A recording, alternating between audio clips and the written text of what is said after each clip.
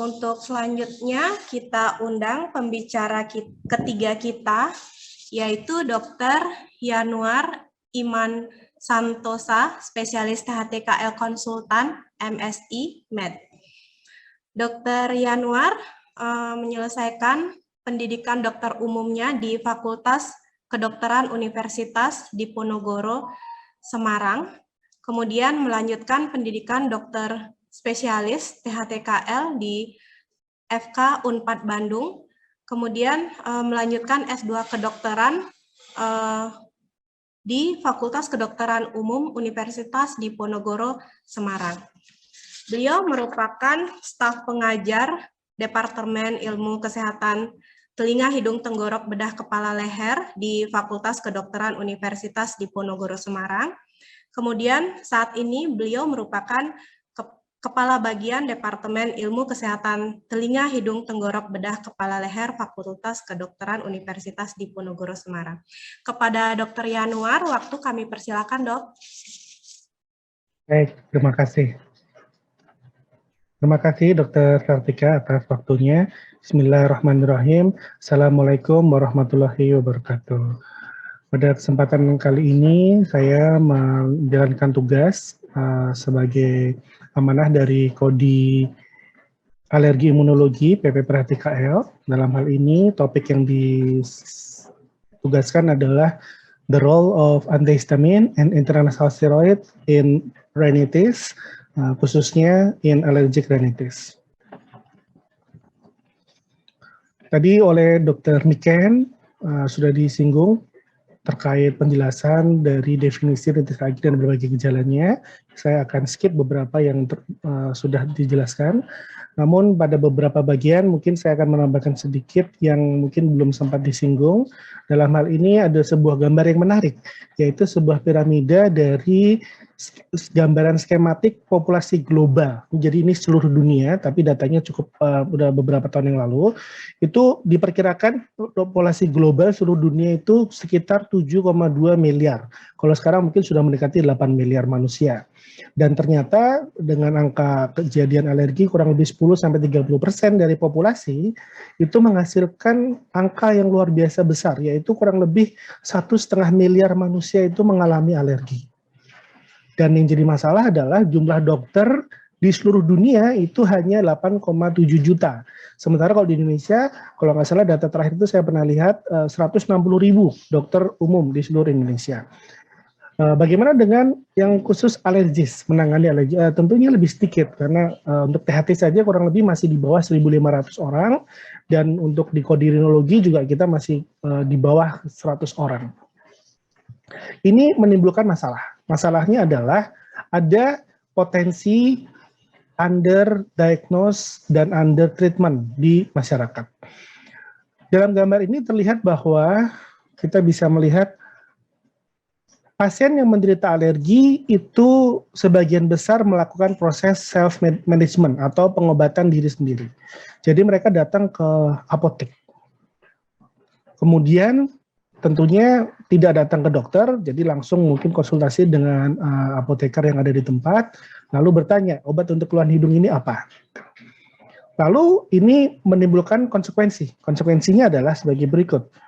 Jika diberikan obat yang termasuk kategori OTC, yang itu memang bebas diberikan tanpa resep dokter, bisa jadi membaik jika obat yang diberikan sesuai jenis dan dosisnya. Namun demikian tidak menutup kemungkinan pengobatannya tidak sesuai, baik itu jenis ataupun dosisnya, sehingga gagal. Atau bahkan mungkin karena tidak melakukan proses anamnesis dan fisik yang lengkap, hanya mungkin tanya jawab singkat saja, mungkin diagnosisnya salah gitu, sehingga semakin berat kondisinya. Maka pasien datang ke dokter umum sebagai primary care, mungkin di klinik pertama atau di klinik dokter, dengan kondisi yang lebih berat kondisinya. Jadi dia gagal pengobatan, atau salah diagnosis, atau bisa saja dia sudah memiliki kesadaran dan langsung datang ke dokter umum. Nah, disinilah letak yang ingin diperhatikan betul, bahwa ketika datang ke primary care pun, pasien akan dilakukan anamnesis, penilaian fisik, dan terapi. dan juga memiliki kemungkinan bisa saja dilakukan terapi dengan baik sehingga membaik, tapi masih ada kemungkinan juga dia memburuk. Nah, kalau memburuk baru dia rujuk ke spesialis. Meskipun ada beberapa masyarakat yang memiliki kesadaran cukup baik dan dia langsung datang ke spesialis misalnya, karena dia merasa mengalami gejala yang spesifik untuk THT. Meskipun demikian, ketika ditata laksana spesialis masih memungkinkan jika ada perbaikan, sebetulnya bisa dirujuk balik di tata laksana lanjutan di dokter umum gitu. Nah, jika kita perhatikan di sini, maka di mana sih letak dari peranan penggunaan antihistamin dan kortikosteroid. Nah, nanti kita akan bahas lebih detail. Hanya saja mungkin jika memungkinkan, saya lihat di YouTube cukup banyak yang menonton. Mungkin bisa tulis di kolom chat YouTube, Dok. Selama ini kalau ada pasien dengan rinitis alergi, kasih obat apa aja ya? Nah, ditulis aja. Mungkin nggak usah tulis spesifik nama dagangnya, mungkin secara umum aja. Nanti kita akan lihat untuk diskusi. Nah, apa pentingnya kita memberikan terapi yang tepat dengan diagnosis yang tepat tentunya, karena kalau pasien datang dengan gejala yang ringan itu ternyata terapinya lebih mudah dan murah. Tapi kalau gejalanya sudah makin berat atau bahkan sudah muncul komplikasi, tadi di kolom pertanyaan sudah disinggung, bahkan mungkin dibiarkan jadi sinusitis gitu ya. Tadi juga bicara sebelumnya, sesi sebelumnya tentang rinologi juga sudah dibahas tentang sinusitis. Itu salah satu kejadian yang sering penyakit yang sering terjadi bersamaan, dan tentu saja kalau udah jadi komplikasi biayanya akan lebih tinggi untuk menanganinya. Untuk itu bagaimana cara tata laksananya? Tadi sudah disinggung tentang bagaimana menentukan klasifikasi dari rinitis alergi menurut klasifikasi dari area WHO yang 2008. Meskipun mohon maaf ini mohon izin ada klasifikasi yang lebih baru sebetulnya 2020, namun yang 2008 dari arahan dari senior kami untuk menyampaikan dulu yang 2008 karena ini dasarnya. Jadi sejauh sekalian untuk dokter umum sebetulnya rinitis alergi ini masuk kriteria level kompetensi level 4. Artinya dokter umum bisa menangani dengan tuntas.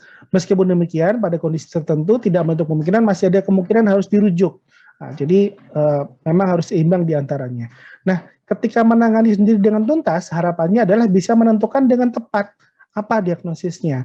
Apakah dia termasuk rinitis alergi yang gejalanya sewaktu-waktu dengan gejala yang kurang dari 4 hari atau kurang dari 4 minggu, atau yang sudah lama, lebih dari 4 hari, lebih 4 minggu, maka dibilang sebagai yang menetap. Dan ini bisa dilakukan dengan anamnesis tanpa pemeriksaan penunjang yang canggih. Begitupun dengan gejalanya, apakah mengganggu aktivitasnya, mengganggu waktu tidurnya. Nah itu kita sebut kalau tidak mengganggu, tidur masih tidak terganggu, kita sebut ringan. Kalau terganggu, kita sebut sebagai sedang atau berat. Ini bisa dilakukan pada saat anamnesis, tidak membutuhkan pemeriksaan penunjang yang mahal. Nah, namun demikian kadang-kadang agak kesulitan ketika kita melakukan konversi dari gejala yang subjektif sifatnya menjadi yang objektif. Nah ini ada sebuah penggaris yang dibantu dengan istilahnya penggaris fast gitu ya, maka kita bisa menanyakan dengan beberapa teknik penggaris. Ini ada referensinya kepada pasien, dia diminta melihat nih ada angka 0 sampai 10. 0 tidak mengganggu sama sekali, 10 sangat mengganggu. Lalu pertanyaannya bisa dua macam. Yang pertama pertanyaan secara general, how are you feeling today? Bagaimana perasaan Anda hari ini? Gimana Bapak Ibu, gejala alerginya, gejala pileknya, ganggu banget enggak secara keseluruhan? Nah, dia sebutkan angka 0, 1, 2, 3, 4, 5, dan seterusnya. Meskipun di Indonesia agak sulit karena biasanya mereka nggak mau terlalu berat tapi nggak mau terlalu ringan. Biasanya disebutnya tengah gitu ya, 5, 6 gitu. Tapi nggak masalah, yang penting dia udah sebutkan angkanya.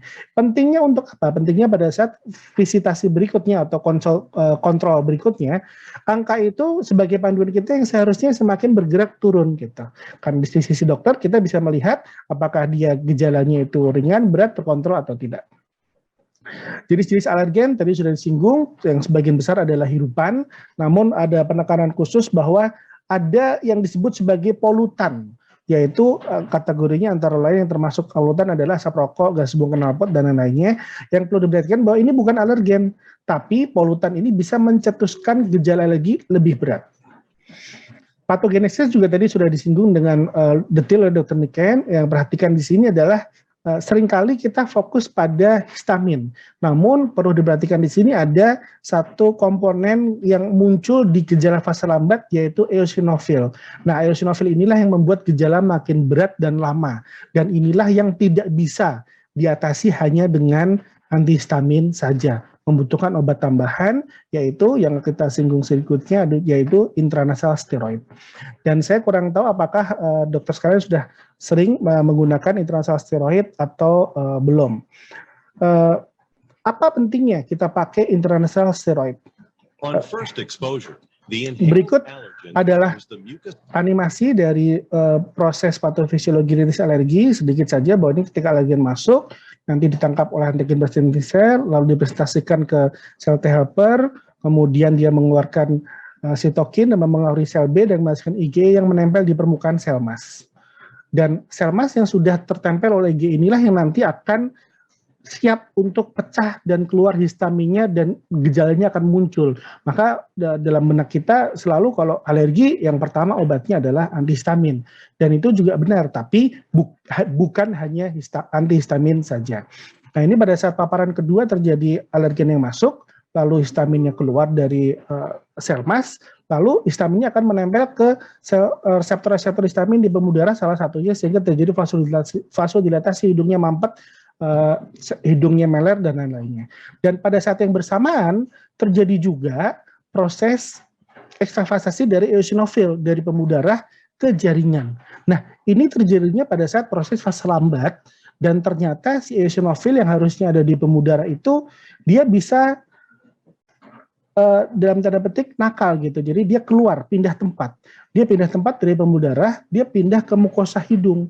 Dan karena isinya juga ternyata dia memiliki komponen-komponen yang proinflamasi, salah satunya major basic protein, ternyata itu merusak komponen atau struktur mukosa hidung dan mengakibatkan radang di hidung yang lama tidak hilang-hilang atau disebut sebagai minimal persistent inflammation. Jadi hidungnya orang alergi itu radang terus-terusan sehingga kalau terpicu oleh sesuatu gejala sedikit, terpicu oleh alergen sedikit, terpicu oleh iritan sedikit, dia langsung muncul gejala yang hebat.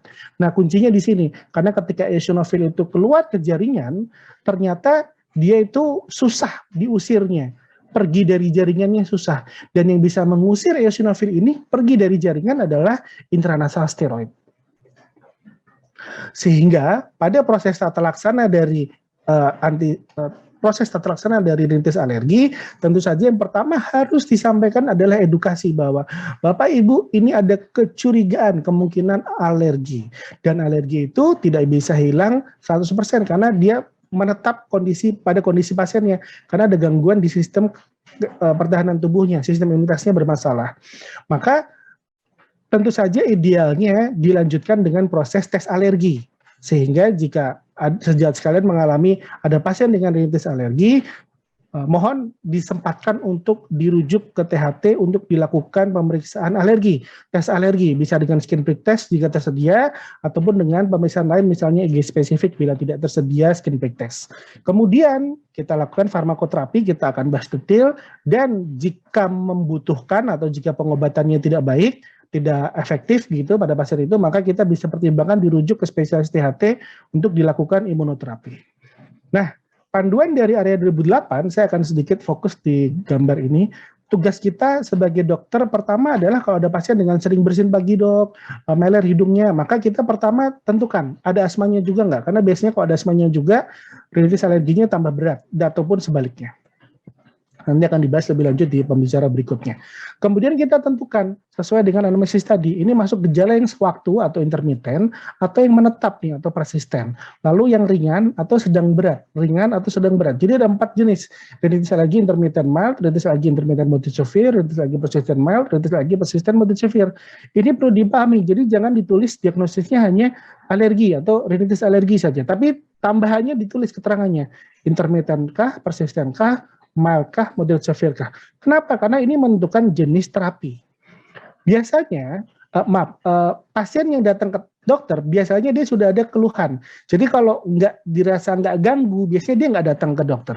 Jadi kalau yang sudah datang ke dokter, asumsinya adalah ada keluhan. Tapi kita harus pastikan ada keluhan atau tidak. Jadi kalau dia datang tanpa merasa tidak ada gangguan atau masuk kategori yang mild, maka obat yang kita berikan cukup oral antihistamin dan bisa ditambahkan dekongestan. Kombinasikan dengan dekongestan. Tapi kalau pasiennya masuk dalam kategori yang kedua dan ketiga, ini yang pertama, kedua, ketiga, dan keempat, maka pasien di kategori kedua dan ketiga itu nggak cukup hanya oral antihistamin, tapi butuh ditambahkan intranasal kortikosteroid. Dan harus dievaluasi setelah 2 minggu minimal, bahkan bisa sampai 1 bulan. Lalu dicek kalau gejala membaik, dilanjutkan pengobatan sampai 1 bulan lagi, jadi total 2 bulan.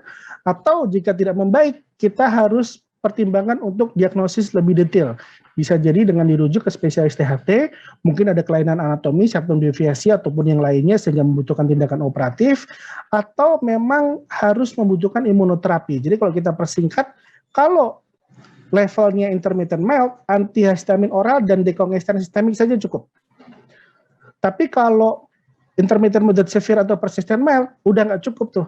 Masih harus ditambah intranasal steroid. Maaf, ini tulisan intranasal steroidnya hilang.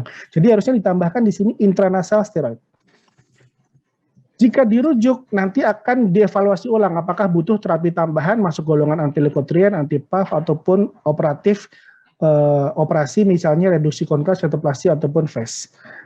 Hindari alergen cuci hidung wajib disarankan dan harus dipertimbangkan untuk imunoterapi. Dari panduan yang terbaru 2020 ada, tapi lebih rumit karena harus dievaluasi setiap 3 hari. Jadi ini mungkin agak sulit diterapkan di kita. Jadi kita pakai panduan yang 2008 saja dulu.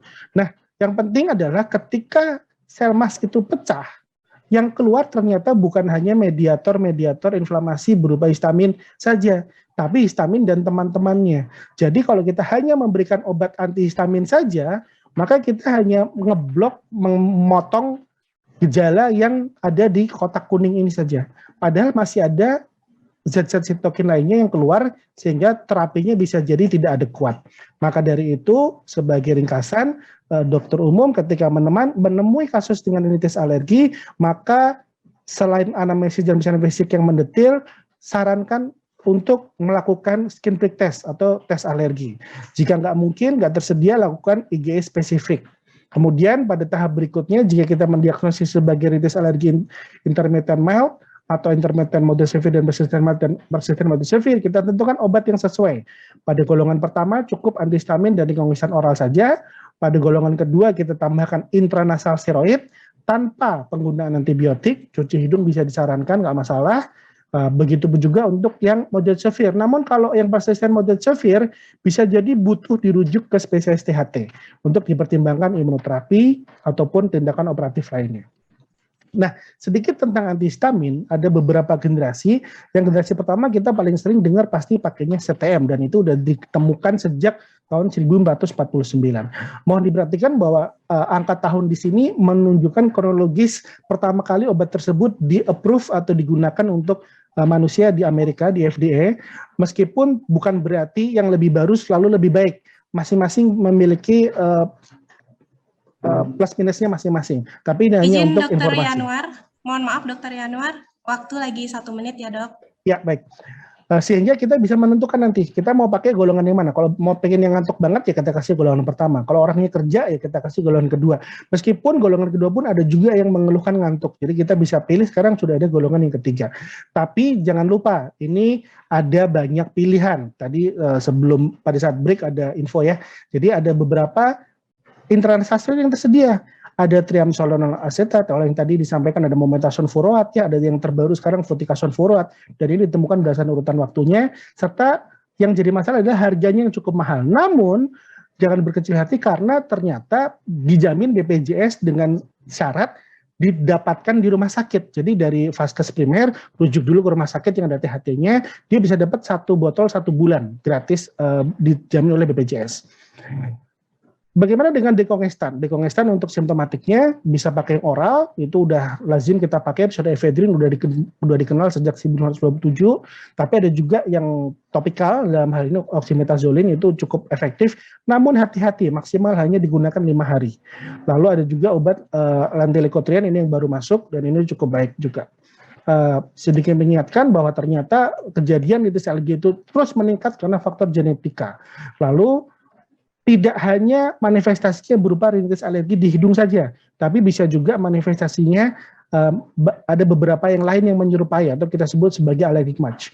Dan terakhir, beberapa materi yang saya ambil hari ini berdasarkan dari beberapa buku, antara lain Global Atlas of Allergy dan Global Atlas of Allergy Rhinitis.